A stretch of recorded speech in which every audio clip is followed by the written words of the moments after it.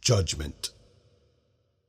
Welcome back to Judgment. This will be season 2. My first season was really just a no bar, just start the thing up and play it, see how it goes kind of thing, get a feel for the game, and I got run over. It was actually kind of fun, but now I've spent some time thinking about what it was that we were doing. There are some things I learned during the gameplay. I've also played a practice game. Do I still have that practice game listed up here somewhere? Yeah, there it is. So I've got up to day 55, 57, 58, 58. Yeah, all at 58 so far. And I've got more things now that I know, and I think I've got an idea of how to do this. So I'm going to play it again, and this time I'm going to play it after doing research and getting everything going. We're going to go ahead with challenging again. It feels like, why? I don't... Showed you tort nap, just go on. An occultist, ritual speed's not bad. Armor and cover efficiency. Really? And he's a laborer. So he's got some more. That's actually not bad. That's a good one there. Engineering, architect for build speed and movement speed. That's actually really good too. Okay, so you're definitely going to go with this. Here's some initial thoughts that I have. The units that go out need to be one tank and a bunch of melee or ranged. And it so was one of your I'll probably monthly make him trips, my escaping defender. the daily routine, drinking beers and telling jokes. All of a sudden, 2 terrified hunters come running out of the dock, screaming at you to hide. You hear loud growling noises from the woods behind them. Out of the trees appears the creature, a beast like nothing you've ever seen before, straight out of a horror tale. It catches up with the hunters, and they turn to fight.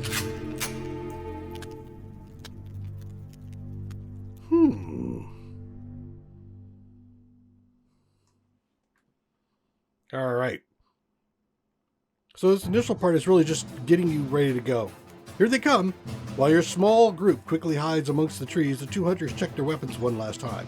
Jeremiah and Chandler have never faced monsters such as these, but they are still combat veterans with years of training. Instincts quickly settle in. Left click to select 5. Yep, combat happens in real time, but you can pause. Kill the creatures.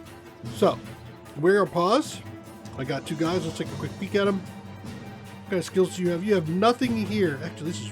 Oh, wow. Look at this. They've got no points spent, but they've got like every skill under the freaking sun. It's actually quite nice. They got rifle, heal and rage, hex. Okay. Okay. And Jeremiah? Grenade, disappear, charge, protect, sprint. All right, so we are going to, let's see, take you, there, go. All right, you.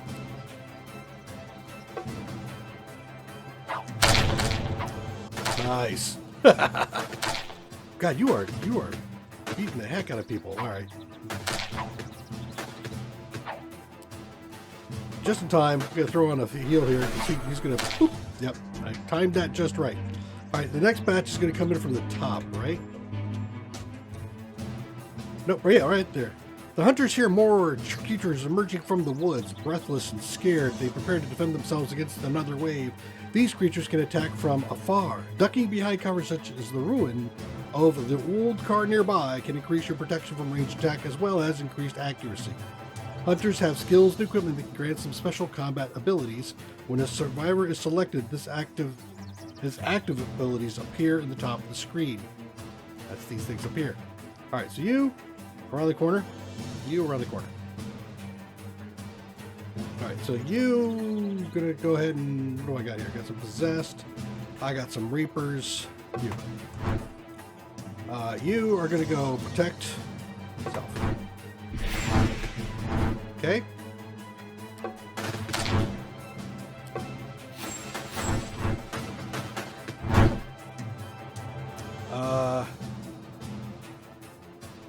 You still got the charge left. could do a sprint. You, there, go get him.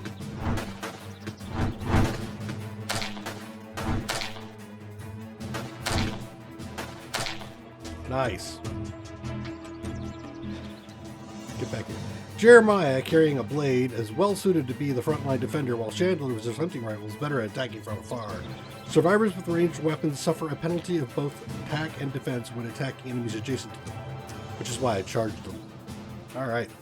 So we're here. I think I do have a heal I could do here. Can I get him without... Okay, this should be close. Is that it? Yeah, I think that is it. You...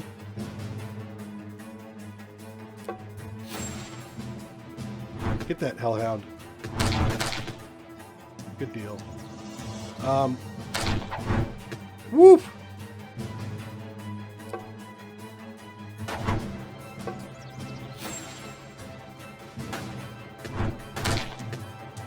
Yeah, get the ghost. Get the ghost! So now I'm at the point where I would normally have been overrun, but they have immunity now. Really? You can't hit a damn thing. That's pretty sad. Go get this guy. There we go. Now you can go get... The Reapers are pretty good. The Ghosts are like... they're the glass cannons. So I probably should have saved that grenade for the very last. The strange creatures lie dead. What were those things? They look like demons straight out of a horror film. But it's not over. You hear more growling sounds from the dark woods. More of the menacing creatures come swarming into the clearing.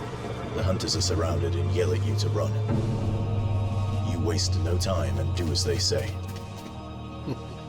You climb a small hill that affords a clear view of the nearby town.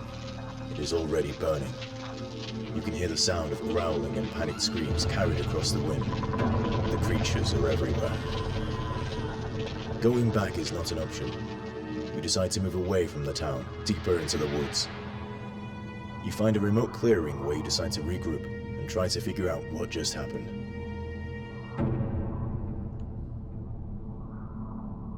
All right. So, from my prior playthrough and the practice game, I've come to understand the importance of a base build. In some games, you can kind of wing things. I don't feel like you can do that here in Judgment. It is very much like RimWorld, where you will start a game with a whole template in mind, building towards that vision of what it's going to be for your defense. And you've got to layer it in such a way that your early game has enough defense, but isn't contrary to your late game. And I think I got an idea of how I'm going to do that. You need a rest now. As your flight from those things that left you bruised and exhausted, you seem to be safe for now, but you can still hear the occasional explosions from the town you left behind. You are happy, in a terrified sort of way, to have survived the attack. It will certainly be just a matter of time until the government calls in the bombers and takes care of those creatures, but in the meantime, it is still too dangerous to think about going back to the town. You will need to fend for yourselves in the woods for a while. There are less than a handful of you still alive, and your group will need to build some sort of a shelter to have any chance of surviving until you are rescued. Build a log cabin, a well, a food table, and a bed. Alright, so, boop, pause. Here's your time things up here to give you the speeds. We've got our mission currently, which is what they just told us to do. This is the base's inventory of what we got in hand. I think we will end up getting enough stuff from scrap to be able to do things. The task bar here, this create tasks, this gives you some of the mass stuff that you might want to do. For example, you might want to chop trees, in which case you might go, whoop, get all those trees. Searching debris are little piles. Let's see if I can scheme it. Yeah, there's a pile of debris there, and there's a pile of debris there and there, and then there's a bunch of clay here. So that's for doing those massive numbers of things. You also have a colony management task, which will show you a few things in here, like, for example, what do you got for supplies? How long is it going to last? What type of number of food types do you have? Number of food types can give you a bonus to your speed, your map speed, all these things. So it's important to get a variety of food so that you have good performance. Down here is going to show your tasks that you're currently listed to do. This is going to be going into equip your guys, so you can go here and it'll show you all the weapons you can have, all the armor you can have, and all of the additional equipment that you might be able to carry, one of each. So you can't carry, for example, a shield and a bandage. You can carry either a shield or a bandage. Next is your build menu. This is going to be the things you can place down on the ground around in here. Some of them things will require you to put outdoors, like the well can only be built outdoors. Some things are indoor, like the workbench can only be placed inside, like a log cabin. The research tree, there's 5 categories of research. This is going to be the base-oriented stuff that makes your base either better, allows you to do stuff a little bit faster, like, for example, harvesting. You can also do some different creations. So, like, for example, you might go for some basic armor to more advanced armor from here. Then there's the crafting. This is your just ability to make things. So as you go up higher, you'll be able to do things like here, barrel wall, or create a metal mine. The weapons are all focused on, obviously, the weapons, but these go for both handheld, like the swords, where's the knives right there, or bows, for example. The occult is going to be your knowledge of what is happening around you. So the first one is going to be this demon origins. Then you're going to be able to get up to a point where you can start doing magical things, like you can create runes and hex scrolls. And this one is going to be allowing you to reduce the awareness generation, which we'll talk about in a minute. Rituals, you will do at a magic circle somewhere, and they give you a temporary buff. So, for example, here, if I right-click on this, I have a growth ritual. I can click on the growth ritual. It'll show me the ancient ritual of Mother Nature that causes new trees to grow. So I can make new trees grow with this. From there, we're going to go into crafting, and these are all the things I can craft at the moment. So, for example, I might want to build out a club at some point. But this will tell you how much, if you want to craft it, how long is it going to take and where can you do it. So, for example, I can actually make scraps from nothing, which is actually kind of a handy thing to have. Wood is a renewable resource. Beyond wood and scraps, everything else is not a renewable resource. You can eventually run out of it on the map and eventually have to go to the greater map to figure out where you're going to find that. Food tells you here, if you right click on that, you can see that I have 30 food. I can buy and sell. There is trading in this. I found the trading to be painful. Buying things from the trader is really expensive. So you have to really think about, what am I going to create to make money when a trader comes by? So we'll talk about that some. I think I found a couple of things. I still need to do some more research to figure out what's the most economical thing to make that is not consuming non-renewable resources. You can also do this thing called auto-crafting. So if you see an A next to it, it means there's auto-craft. It means the survivors will automatically go, oop, I got to build something. And in this particular case, it says, if my food drops below 30, somebody will go and realize there's a task that needs to be done, self-assign themselves the job to go make food, and they'll create it until they hit 50. And once they hit 50, they'll stop and they'll walk away until it drops to 30. So you don't want to create auto-crafting where the numbers are the same, because if you make them the same, basically they never stop trying to create it. So you really do want to make a span. If I'm going to put you on it, just work it. Down below, it's going to tell you what kind of research you need to do this, and also where do you do it. So in this particular case, I need a food table, which I don't have down, hence it's in red. I'm going to require 3 vegetables to make it. So I need to harvest some vegetables to make that happen. So we will be utilizing that to some extent. Scrapping is the reverse of crafting. If you've got some stuff that you don't need anymore, you can just turn it into scrap, and it will revert back to some form of prior resource. In the priorities list here, this is what do you want to work on first. I believe it goes from the upper right to the lower left corner. So it goes across here first, then through here. So if there's ever a crafting job to be done, it'll go, okay, I'm ready to craft. What's the first thing you need me to do? It's club, make a club. So you could end up having something like this acid gun down here set up, but because you've got all this other stuff auto crafting, it never does the acid gun. So there's 2 ways to do that. You can come in here and actually manually assign it, or you can move this up here to where it will actually do the job first priorities. Last is the overview of the map. This is outside of our little enclave. That's right there. It's our base. We can create a task force, which we can put some people together for that. I'll probably end up doing at least John. I don't know who else is going to be going. Somebody else will. And then around here, you can see these little markers. each of these markers is a type of place. So for example, this is a farm. This is a farm. These are all farms. This is a shopping center. This is going to be an industrial complex. This is a church, housing, military base. And I think that's all we see on the map. There are a couple of other things. That's a church. There's a couple other things you'll see here where you can pick up some resources.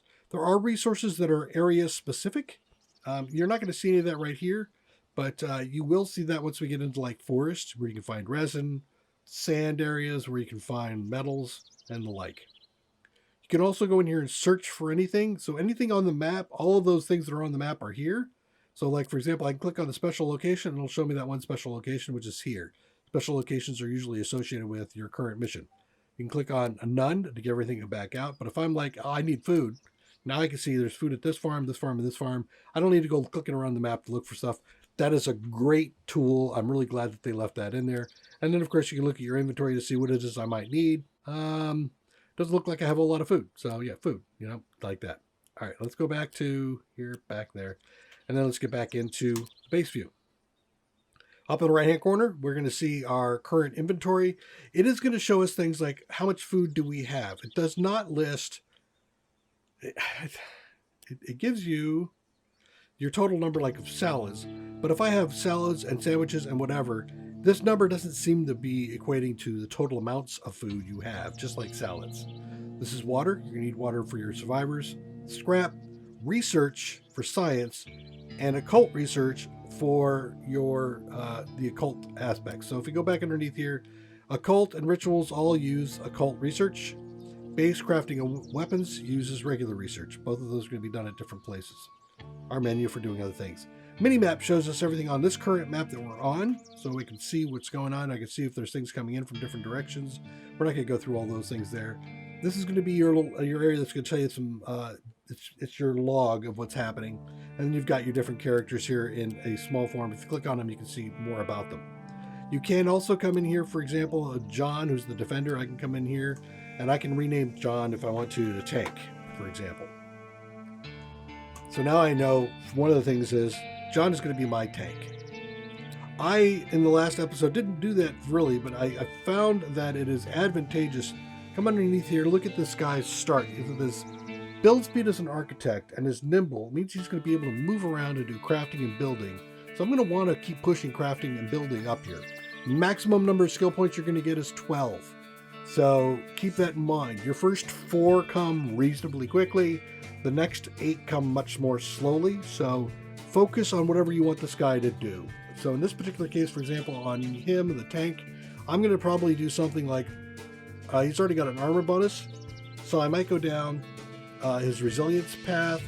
I could also go down the evasion path because he's going to be out there defending. I'm probably going to just go basic evasion first, because as the tank, he'll be out front first, where he's going to be attacked by melee creatures. He's also going to be attacked by ranged creatures, and so I just need to get him up to a point where he's not getting hammered all the time.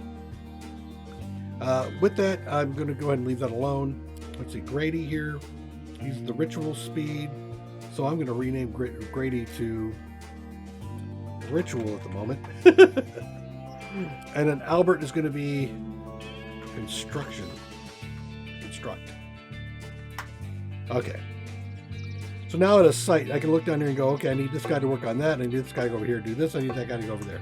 As you can see, you can click on people and click on things, and they'll go off and do things. First thing I'm going to do, I need to build a base. One of the first things I'm going to want to think about is how I want to map out my base. So I'm going to go over to build. I'm going to pick up this big old ass log cabin. And I want to put this on the edge somewhere. And this actually looks like a good place. I'm going to put the door over this way. I'm going to put it here. See, this is going to be... No, I'm not going to do that. I want to do something different with that. Wait. 1, 2, 3. So I actually want to put it over here.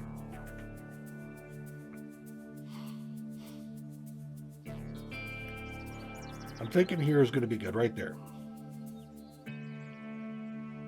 I'm visualizing. 1, 2, 3, 4, 5, 6. And then here. So I'll get into a little bit more later why I picked this particular area. Let's get this going. You guys go down here. I'm going to want to start up a task all ready to go ahead and chop up some wood. Let's clear this area out right there. I've got a little bit of quarrying to do. I'll do those right there. And I should probably pick up some scrap. So I'm going to go ahead and mark. Do I have any scrap right in here? Kind of have one right there. I think this one's closer. This one's definitely closer. Let's go ahead and scrap that. All right. So now everybody's going to be doing something. You can see Constructs is over here working this thing. He already made a weapon. Let's go over to Tank. You take a club. Okay. So at least now I got one guy with a club. Now, as these guys are working, and I'm going to kick them up in a little bit of speed, down here you will see the awareness meter. This is how aware are the demons of you, of your location? Do they know you're there? Are you going to be an issue? When you hit 100%, a new attack happens. So the demons will come and attack us whenever this fills up. And right now I'm getting 16 points every day. So you can already see I'm at 2%. And you saw, I think during the rituals, there is a meditation drops that by 5%. So it go from 16 to 11. For each person you add, you get points here. So the more people you have, the higher your awareness generation goes, the more often and more quickly you're going to get attacked. So we can already see that we've got some scrap going on here. We've got some things in there. I needed to make a bed. And apparently I can already make a bed right off the bat. I'm going to put it right here. I also want to make a food table. Could put it right there. You don't have to worry about blocking yourself with things inside a building. And then let's see, I've got a workbench. I need to get a well. I'm gonna wait on the well for a minute. The workbench there. And I can do an experiment table and an occult thing. I think what I want to do here is first do this.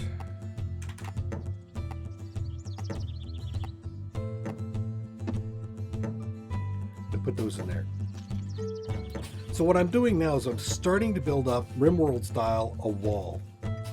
And I'm going to create this. I'm going to turn it around and come back this way and back over. And I'm going to use this area as my defendable area. We'll see how that works out. Speed up a little bit. I think what I'm going to do is I am going to create two more. Let's go to crafting. I'm going to create two more of these. Two more clubs so that everybody has a club.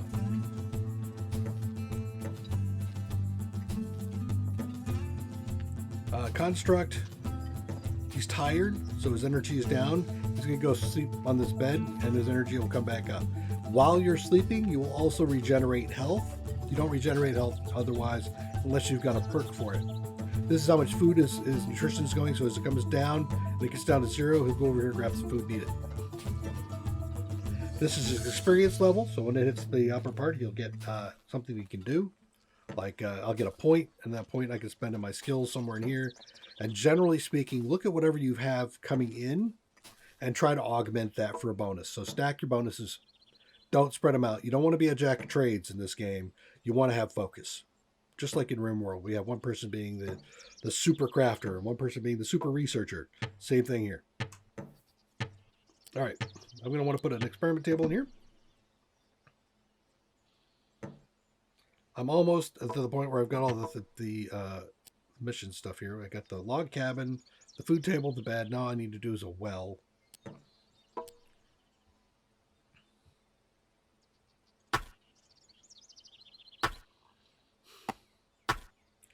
I think I'll put the well one down. All right, so I got one guy doing some quarry work. I got a couple of people chopping wood. Now I need to learn to farm. Question around abounds in regards to the demons. Some of the group are certain that they will not soon possess your souls, and others think that they could somehow meet and converse with the demons to learn what they want. In the meantime, finding food will be a critical problem, so you must learn some basics. Agriculture to grow your own. You will need to pool information and begin experiments with the supplies on hand. Build an experiment table and research farming. Okay. So I need somebody who's going to do research. And did I have... I don't remember if I had a person who was good at that.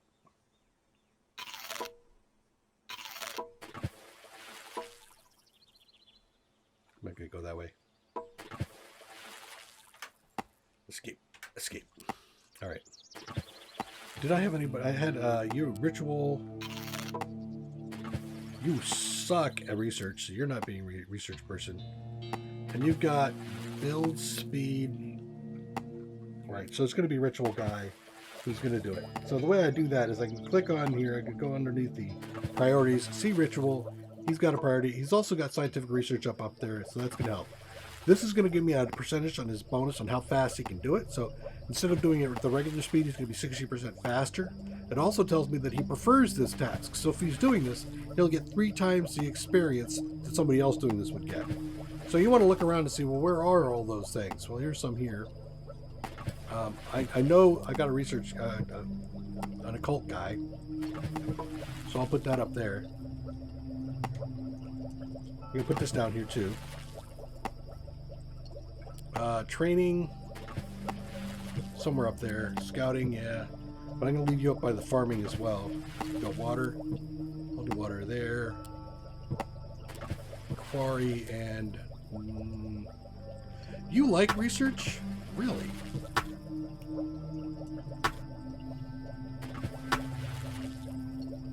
We'll see who gets to it first.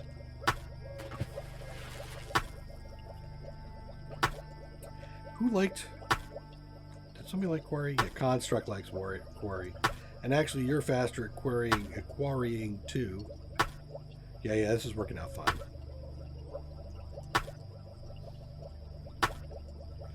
So you can see here over in the water, I think, do I have... yeah, auto water. So I'm going to go ahead and do gather limits. I'm going to say if it's at 50, go ahead and gather water until it's 100. I'll leave it right like that. That's fine. Wood, you can also do the same sort of thing. I'm going to leave it alone for the moment, but I will be coming back and changing these 2 things over. You going to go ahead and take a club. Let me make sure you have a club. So now at least we got people with clubs. And club things to death if I want to. I've got 11 common research. I'm going to need to get 5. There we go. I've got vegetable farms. I'm going to build 2 vegetable farms. Now here's where some of my pre-planning is going to come into effect. I'm going to pause for a second. I need stones and I need wood, so I'm going to wait for those things to happen. As you can see that I'm building along the wall here. I'm going to wait for another one here to go right there. But I'm going to wait for the vegetables first. This is a... I want that out of the way. This is going to be a wall, and I'm eventually going to make this a horseshoe, which will force all the critters to come in and around. And I'm going up against the wall here because I want all of the ranged creatures to be under my control on how far out they are. Some of them can outrange me, and I don't want them to outrange me. I want them to do just like you do in RimWorld, where they come around the corner and all of a sudden they're in range of all your submachine guns, even though they got sniper rifles. I want to do the same thing here. Tank, I want you to go ahead and get this one first. So I can right-click on something and force them onto an assignment to do some work. Let's go ahead and speed this up. And so here we go. We're starting to build up. So you might be asking me, well, that's great, but how do you get more bodies? That's going to happen as an event on the major map, and I'll get a notice saying, hey, there's somebody who needs to be rescued, and I can go out there and try to rescue them.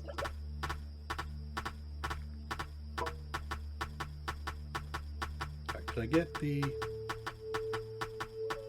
know what I might do? Let me clear the quarry on a couple of these so they start working on the trees. And there's my first vegetable garden. Alright, so when I start making weapons, when I get into weapons, one of the earlier weapons I'm going to have is this composite bow. And if you look, it has a range of 7. The next improvement will be... where are we? There is an Olympic bow that's 6. There are going to be Glock rifles and things like that. See, there's 6. This is going to be a common theme where a lot of these things have a range of 6 or more. And the sweet spot is for most of the critters, their range is 5. So I want to keep everything 6 out. So I could be at 6, forcing them to be at 5, which means they won't be able to attack me.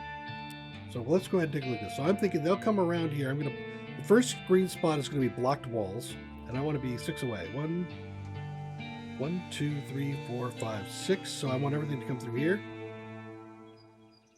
Yeah. 1, 2, 3, 6. So I'm thinking I do that. And what I'll do is I'll put the next one here, and I'm going to use these farms for a corridor to force everything to come down my corridor path. All right, I think we got a pretty good start here. I'm going to let these guys do their work while we start to continue to fill this thing out. I need to continue to make some walls over here. I won't be able to get this all done before I get attacked the first time, but by the second or third, I should have myself set up in a small contained area where I don't have to worry about getting mauled. That's at least the plan. I'm clearing all this out so that I can make my horseshoe. This will also give me plenty of wood and other things. Yeah, you're coming along nicely. Thanks for this. Thank you. Right there. And let's see. Do I have a single? Yeah, I can do trees. So here's the thing. I'm going to put blockers here. So they'll come in here. This should be my range of 6. I'll have everybody lined up down here with ranged weapons. I'll have one melee guy out there. That's going to be 1, 2, craft 3 clubs. Oh, I did that already. Defend your base. Oh man, really? It's going to be 6, 5, 4, 3, 2, 1. So I will probably put a sandbag or something like right there, and force them to come in and attack me from that direction. That's the plan. All right, now I got an attack coming in about a minute and a half. We'll do that in the next episode. Come back and join me. Take care. Bye bye.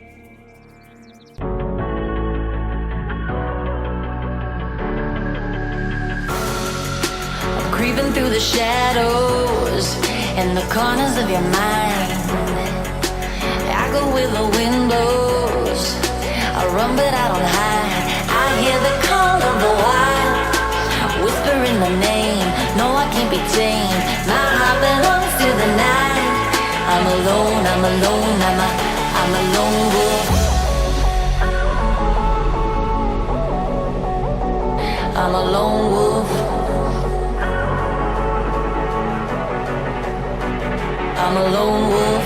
I'm a lone wolf. I'm a lone wolf. I'm a lone wolf. I'm a